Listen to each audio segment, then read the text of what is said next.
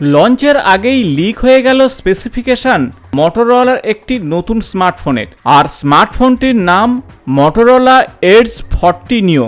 আসুন জেনে নেওয়া যাক এই ভিডিওতে এই ফোনটির গুরুত্বপূর্ণ স্পেসিফিকেশন সম্পর্কে।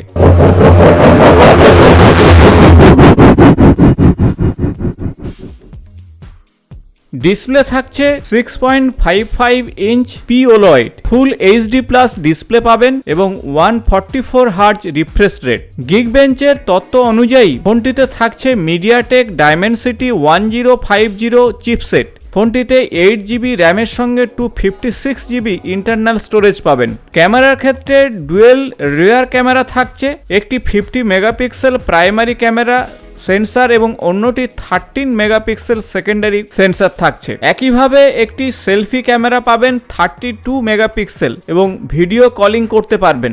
ব্যাটারি পাবেন 5000 mAh এবং সেই সাথে IP68 রেটিং। ডুয়েল সিম 5G 4G সাপোর্ট করছে, সেই সাথে ব্লুটুথ ওয়াইফাই এর মতন প্রয়োজনীয় ফিচার পাবেন। ফোনটিতে থাকছে অ্যান্ড্রয়েড 13 অপারেটিং সিস্টেম।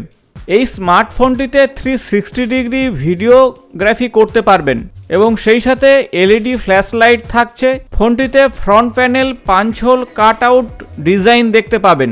ফোনের ডান দিকের প্যানেলে ভলিউম এবং পাওয়ার বটন দেখা গেছে এবং নিচের দিকে speaker grille, microphone, USB Type-C port এবং সিম ট্রে। তাছাড়া আপকামিং ফোনটি সুদিং সি, ব্ল্যাক বিউটি, চ্যানেল ওয়ে এবং সুদিং সি এই 3টি কালারে দেখা গেছে।